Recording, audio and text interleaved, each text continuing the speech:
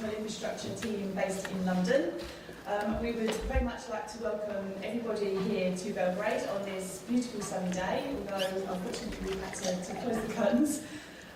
We are glad to see so many people here for this seminar. I think particularly given the context of the flooding that has taken place in the region over this past week. So certainly our thoughts and our best wishes are with all the people that have been affected, that have been moved from their homes or have had their livelihoods impacted. Before I introduce our first presenter, I just wanted to ask you all to participate actively in this event as much as possible. We really hope that this event will be an interactive session whereby you're involved in the discussions and we hear your point of view. One point on procedure, if you will have a question that you wish to ask, could I please ask you to wait for a microphone, as this will help with the translation. And I also ask that you please introduce yourself before you actually ask your question. And finally, we really hope that you enjoy the next few days. And on that basis, I will introduce our first speaker, who is Lynn O'Grady. She is the Deputy Director for the Municipal Infrastructure Team, also based in London. Thank you very much, and have a good event.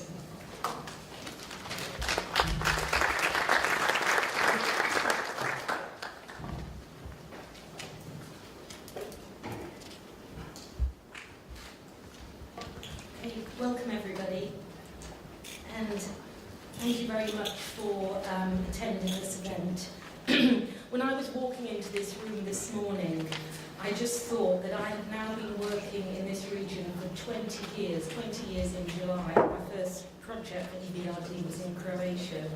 So looking at this room today, it's really nice to see people, many of whom I've known for a long, long time. So as Jane has said, we acknowledge that this seminar is taking place at a difficult time for this region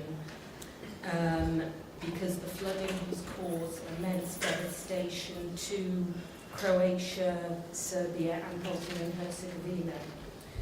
There have been fatalities, and I just want to say that we are not undertaking this seminar thinking that these events are not happening, and we are thinking very much of the relatives of those people who have lost their lives. This event is also being followed by the wider international community. When I was watching the BBC News before I came out here on Sunday evening, there was coverage of both Du Bois and Obrenovac, sorry for the pronunciation, which have both been very badly affected. There's been loss of life, but also these floods will have far-reaching impacts on the infrastructure, on people's personal property, and there are landslides, so there are consequences. During the next day and a half, we are going to be talking about what EBRD has done in the water sector and what can be done, not just by EBRD, but by all of you represented here, whether it be banks, utility companies, or the wider donor community, what we can do to help to assist the water sector, and obviously what's happened with the floods, it will, I'm sure, enter into our discussions. And also, I'd just like to say that EBRD is, as we speak, seeing what they can do in terms of a response to these floodings in these three countries. So that's me. I'm Lynn O'Grady. I'm a Deputy Director of the Municipal Team. I came from the transport team, so many of you will know me from that role as well.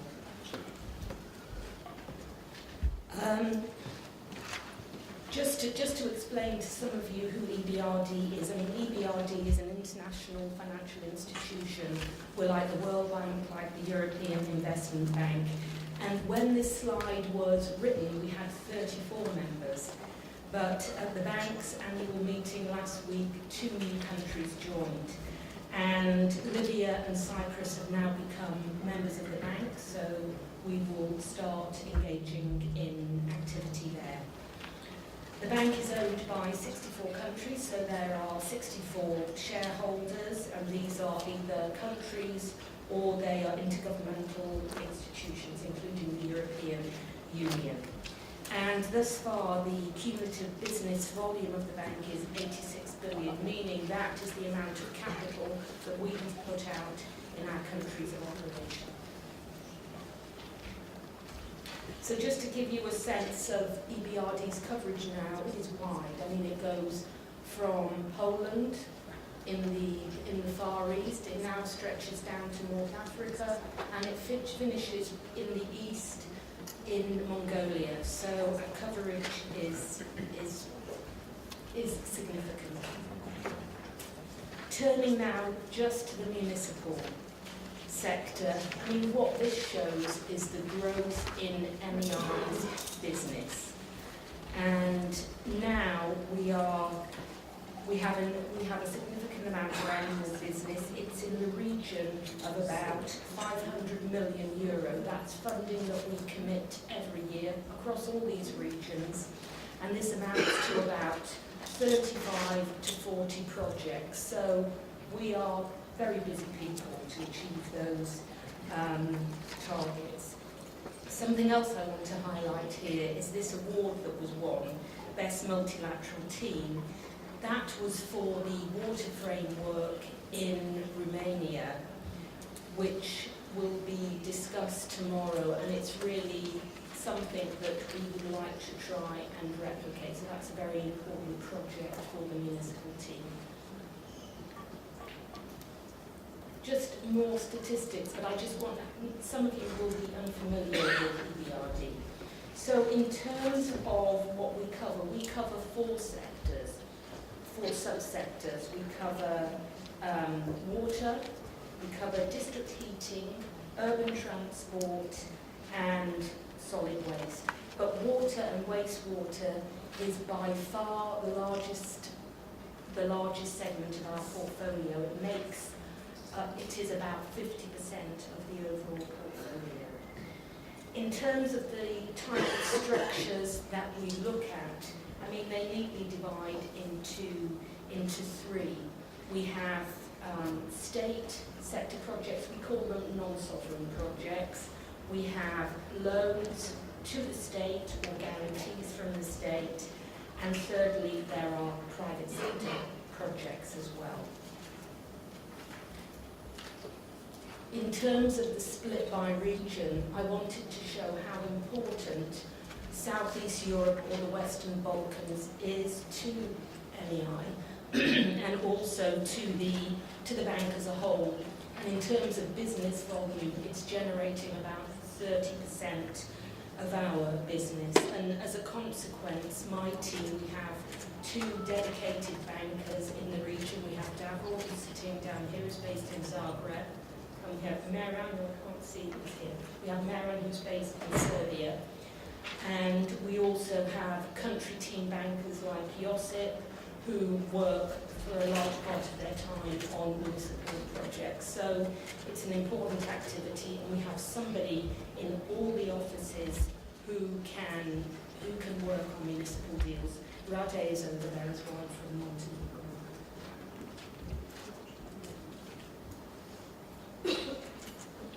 Just homing in now on the Western Balkans, and this is in the water sector.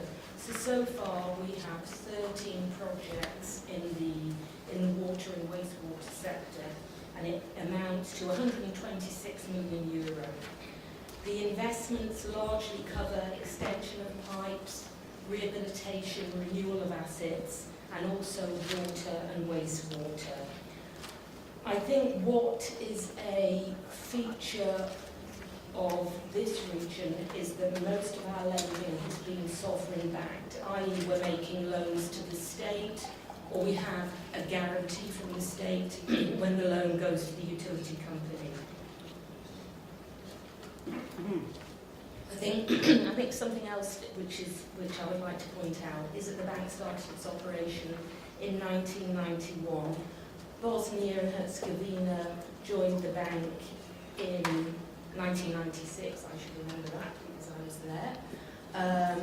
Serbia joined the bank in 2001, and we started operations in Kosovo in 2011. So our activities have been evolving. So to give you some sense of the spread, I mean, EBRD is active in the water sector in most, but not all of the countries of the Western Balkans. We're not active in Albania, and we have yet to be active in Kosovo, but we remain engaged to see where openings might be.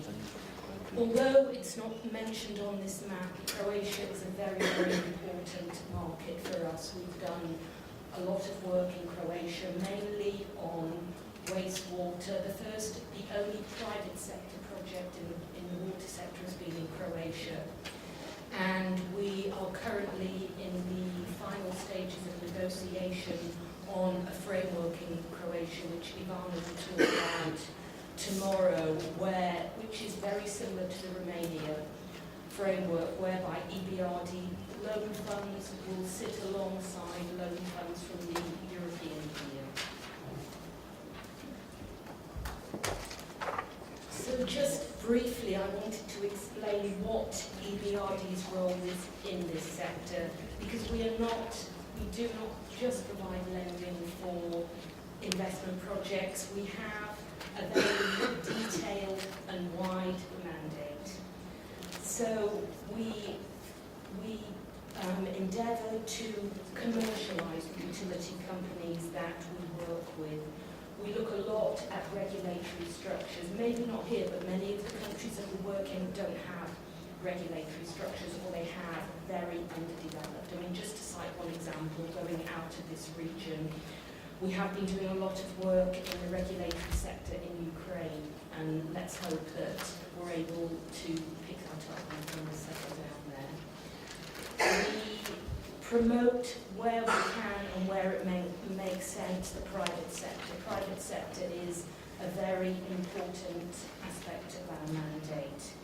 We have very strong environmental, social, health and safety improvements. And where's Yellen and Branko?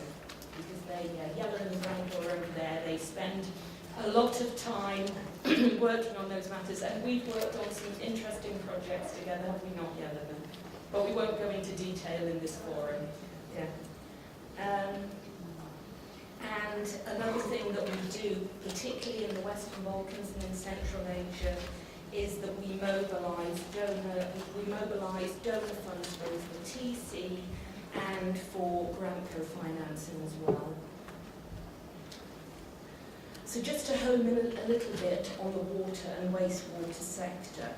So as I've said, our investments are to a large extent on maintenance and renewal and extension of assets, and also a lot on wastewater treatment plants.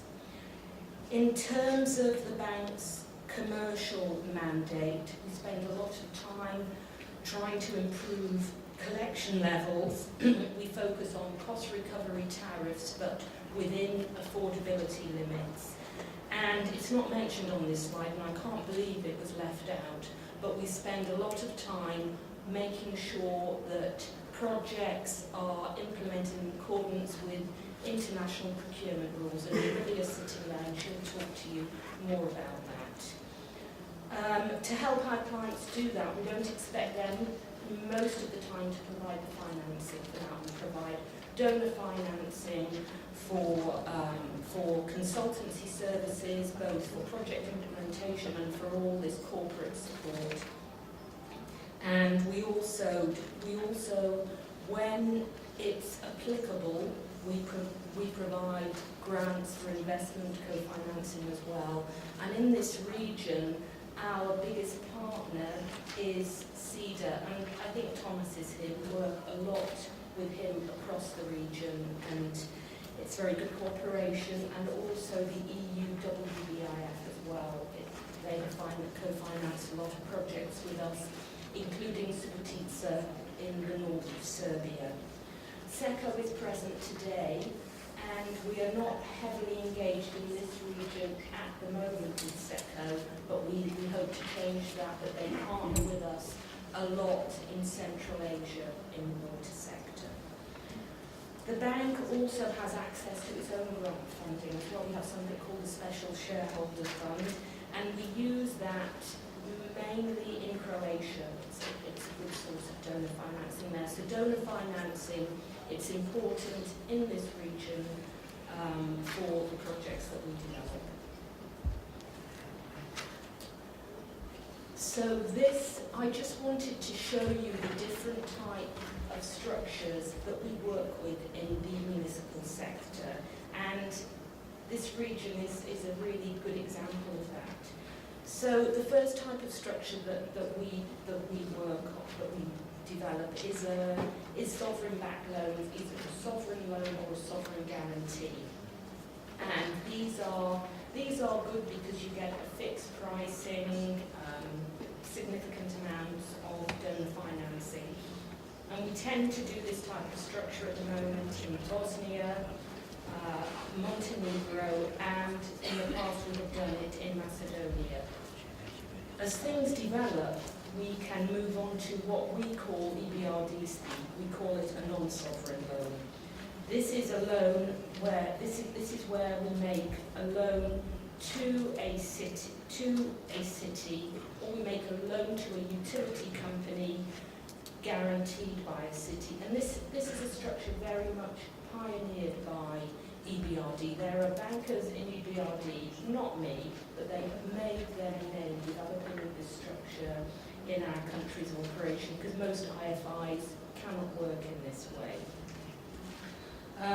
The downside of this for our clients is the pricing is set. We take the risk of the city, so the pricing is typically higher.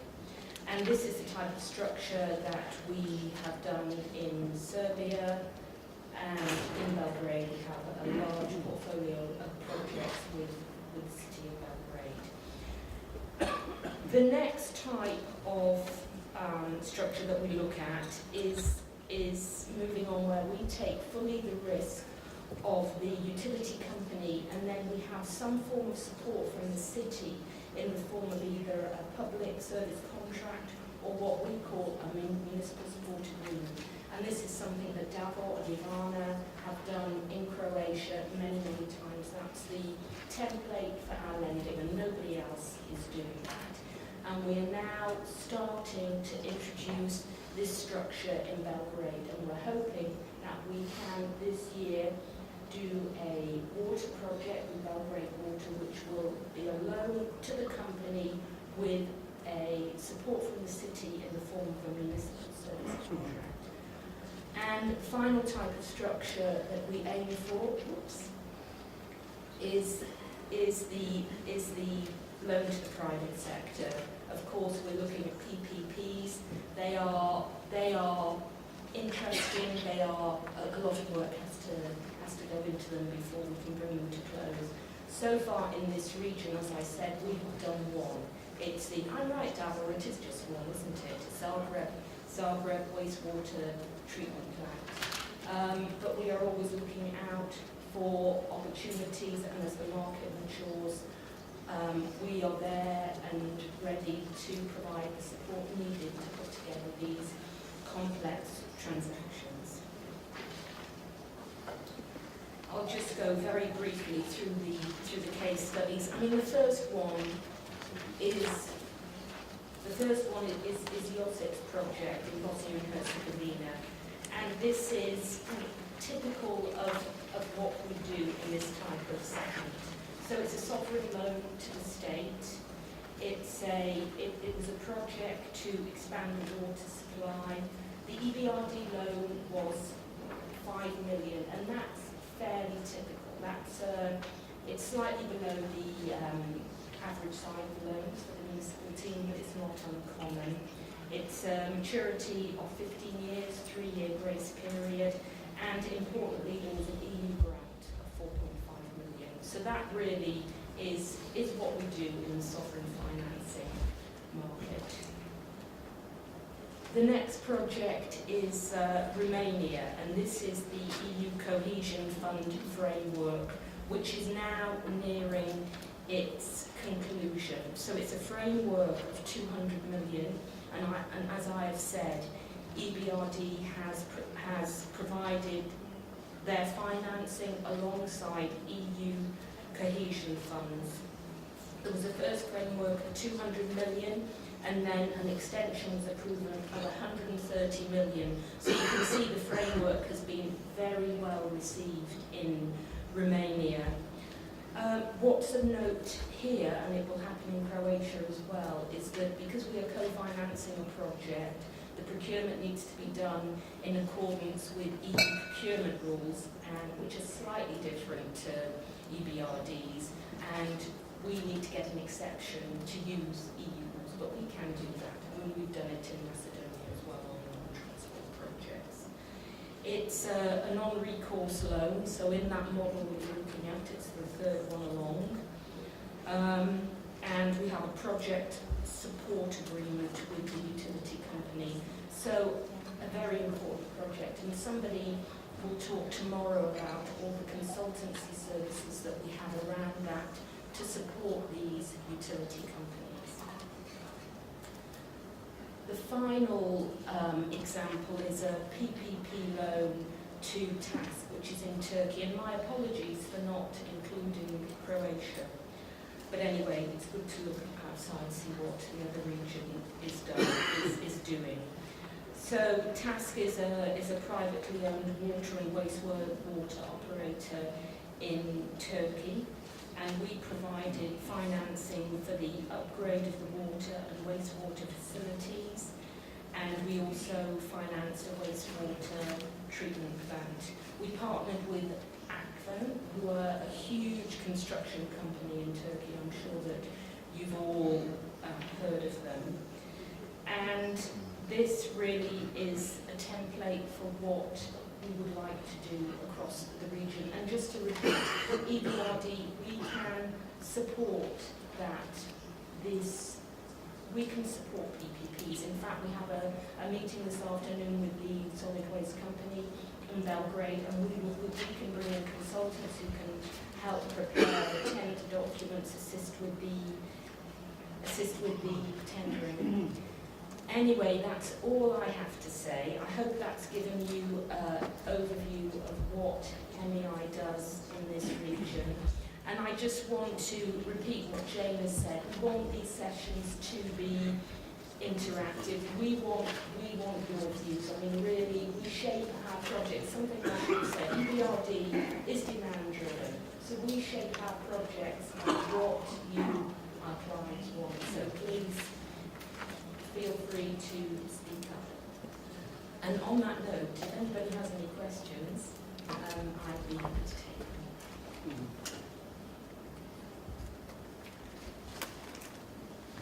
Okay. Maybe it was too much information. You can ask me to